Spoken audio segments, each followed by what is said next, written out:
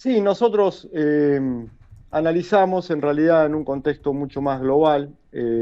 Nosotros consideramos que la cuestión salarial y una rebaja tan importante, inclusive como es el 30%, eh, es una cuestión que excede la voluntad negocial, ¿no? Es decir, cuando uno hace un convenio colectivo, lo que busca es una voluntad eh, del grupo, digamos, entre empresario y trabajador. Y para nosotros ir hacia atrás, es decir, interpretamos que entendemos que retroceder de una magnitud que es no solo reducir el 30% en el rubro producción, sino además absorber los otros rubros, Sí. es una rebaja salarial importantísima que por supuesto no podemos aceptar de ninguna manera en una mesa de negociación. Y la Porque jurisprudencia, aparte sí. la contracara sería, digamos, en toda negociación hay un intercambio y en este caso el intercambio sería nulo, ¿no? Porque tan básicamente lo único que le estarían ofreciendo es, bueno, es esto para que puedan trabajar y si no, no trabajan. Este sería el contexto en el que se está negociando, en el que se proponía negociar. Sí, y hay jurisprudencia que donde se hallan a partir de la coyuntura, las empresas, las cámaras empresarias sostienen que el convenio se firmó en un momento donde la pesquería tenía valores de exportación que hoy no registra y que los salarios se quedaron fijados en los valores de aquel tiempo. ¿Hay alguna jurisprudencia donde se pudieron adecuar los ingresos en función del valor de lo que se produce? Mira, en este caso hay un fallo, por supuesto no tan específico obviamente, pero hay un fallo que es bastante interesante, que es de Asociación de Trabajadores del Estado, ATE, contra Municipalidad de Salta. En un contexto, la Municipalidad de Salta estaba generando una reforma interna de categorías y de cargos, etcétera, genera una reducción salarial por una resolución de la municipalidad. Esto llega a la Corte de la Nación, la Corte de la Nación decreta la inconstitucionalidad de esta rebaja salarial, ¿sí? Y aquí la Corte, que esto es lo interesante, la Corte hace alusión a cierto conjunto de normas constitucionales. Esto tengamos en cuenta que cuando hoy hablamos de normas constitucionales, estamos hablando de un conjunto de normas que estaban ya en la Constitución de 1853-1860 y que en la reforma de 1994 además incorporan un conjunto de normas de derechos internacionales, de derechos humanos, que toman jerarquía constitucional. Entonces incorporan, ingresan en el contexto de los derechos una serie de principios constitucionales que en este caso en la Corte los pone de resalto, ¿no?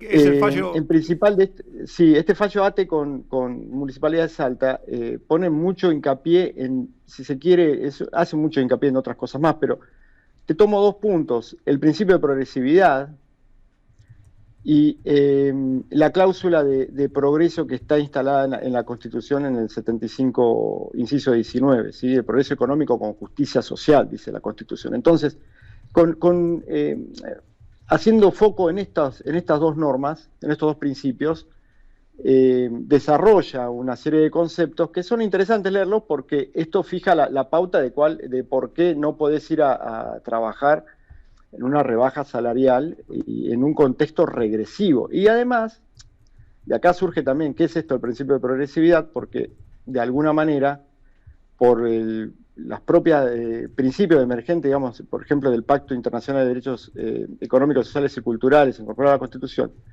esto también le impone ciertos compromisos al Estado, que es principalmente evitar este tipo de normas regresivas, es decir, tener acciones positivas, el respeto por los derechos laborales y lo que la propia Corte también en otros fallos como Aquino y Bisotti, viejo ya del 2004, donde dice que el trabajador es el sujeto a proteger por las normas, ¿no? Entonces, esto pone también un contexto en el cual todo esto que está pasando ahora, esta crisis que plantea esta situación, no deja de ser una crisis entre qué vamos a privilegiar, ¿no? El contexto económico o el contexto social.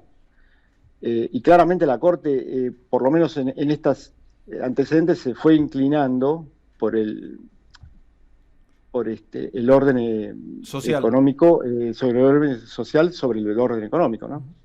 Martín, Gonzalo Patrone te saluda, ¿cómo estás? ¿Qué tal, Gonzalo? ¿Cómo estás? En un contexto donde el gobierno nacional tiene claramente una premisa y un objetivo en torno a los derechos laborales, ¿lo que está pasando con el sector te sorprendió o veías que se la veía venir? Eh, yo creo que se ve venir, porque vos fíjate que, bueno, por mi trabajo, no es solamente con el CIMAPE con Ujú. quien trabajo con otros sindicatos. Y lo que estamos observando, por ejemplo, que esto de, por ejemplo, hay libertad, pero no hay libertad para negociar porque tenemos una pauta negocial, ¿no? Y inclusive cuando la voluntad colectiva, porque inclusive en muchos convenios empresarios y trabajadores se han puesto de acuerdo en un número que supera la pauta que fija el gobierno, no lo homologan. Ahora, ¿qué está causando esta no homologación? Empieza a generar que ciertos sectores del empresariado empiezan a poner como norma para beneficiarse ellos momentáneamente, y no voy a pagar el salario de la paritaria que no está homologada. En algunos casos hemos visto retrasos, hay retrasos salariales hasta de inicio del 2024 por carencia de homologación. Ujú. Esto obviamente incrementa la conflictividad y no deja de ser una flexibilización de facto, ¿no? Porque al fin y al cabo Ujú. coloca al trabajador en la disquisición de reclamo mi salario o cuido mi puesto de trabajo.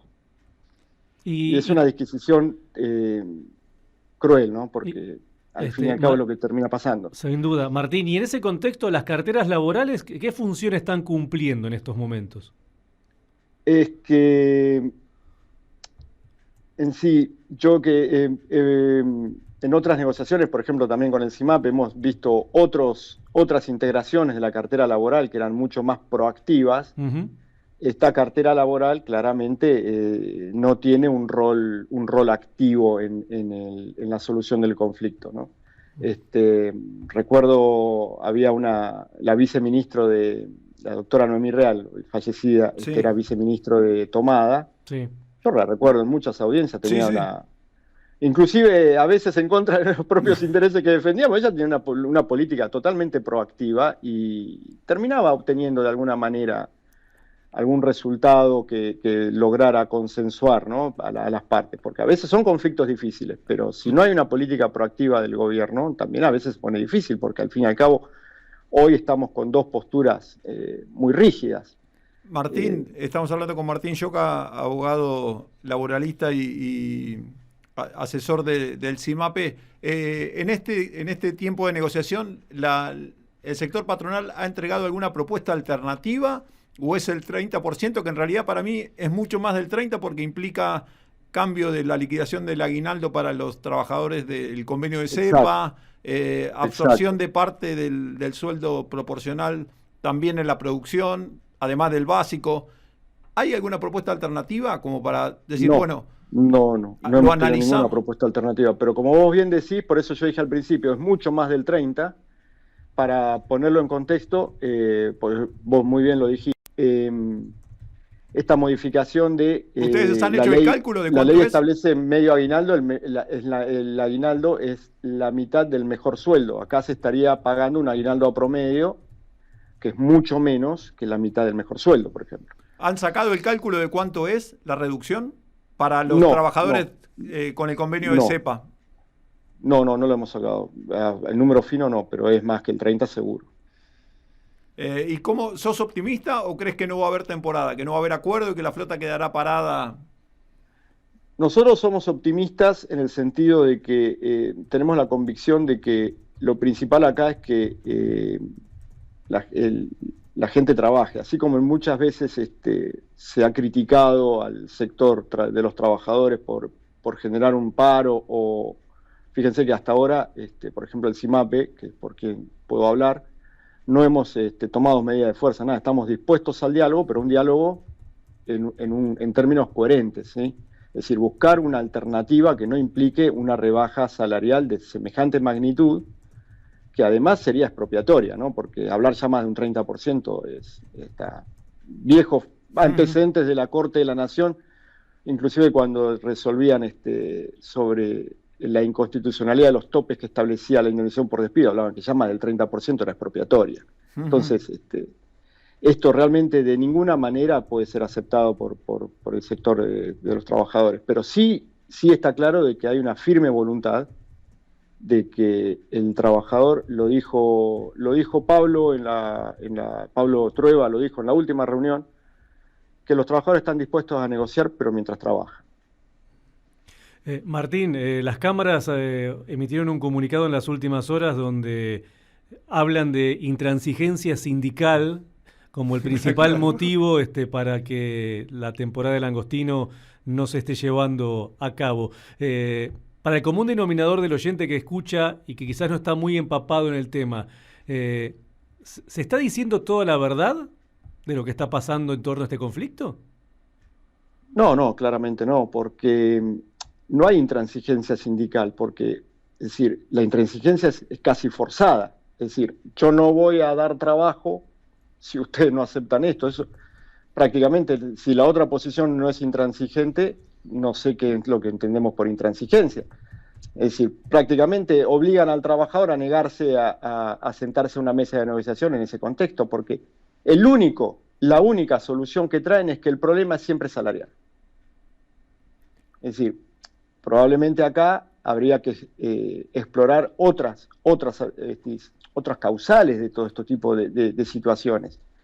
Pero como toda solución, el problema es solo salarial. Eso es lo que no podemos aceptar de ninguna manera. Entonces, no es toda la verdad. Y no hay una intransigencia. Y aparte, tampoco es sano empezar a hablar de cuánto cobra un trabajador que va al langostino, porque no es creo yo, el foco de Dianer, porque tampoco los sindicatos, yo no escuché que los sindicatos salgan a decir cuánto gana el CEO de una empresa.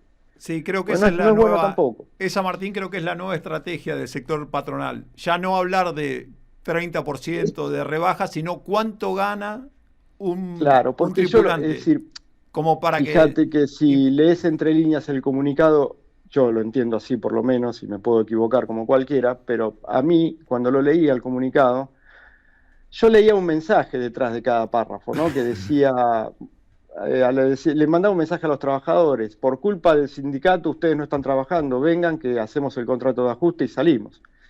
Hay posibilidades porque algunas empresas también dicen que ya tienen apalabrado a los tripulantes para hacerles ese contrato de ajuste, aceptarían la rebaja salarial y saldrían a pescar. En ese por algo existe la ley de contrato de trabajo que claramente, tiene que intervenir el gremio. Sí, pero además, más allá, supongamos que en un caso de laboratorio no intervino el gremio, zarpamos. Primero está vigente, creo yo todavía, si no me falla la memoria, está vigente el principio de irrenunciabilidad, ¿no? Además, está vigente la ley de 14250 que regula los convenios colectivos, y en su artículo 8 dice que la norma convencional es la norma inderogable, es decir, es el mínimo inderogable para la relación laboral que rige ese convenio colectivo. Entonces, hay una norma histórica, que es la 14250, que es la ley que rige los convenios colectivos. La ley de contrato de trabajo, que dice que estos son los mínimos inderogables porque son derechos irrenunciables. ¿Qué validez puede tener el contrato de ajuste? Se van a comer después, como consecuencia, una catarata de juicios, porque la persona que navegó y después puede hacer juicio pidiendo que le cumplan el convenio colectivo. Yo no sé hasta qué punto es tan bueno eso. Martín, te agradecemos mucho esta participación. Por favor. Teníamos intenciones de contar y explicar un poco estos detalles laborales que por ahí se nos pasan por alto en el grosor de los números y de los conceptos que emiten de uno y otro lado. Así que te agradecemos mucho. No, muchas gracias, Roberto, Gonzalo. Un saludo y bueno, como siempre, nos van a encontrar acá, en el muelle. Dale.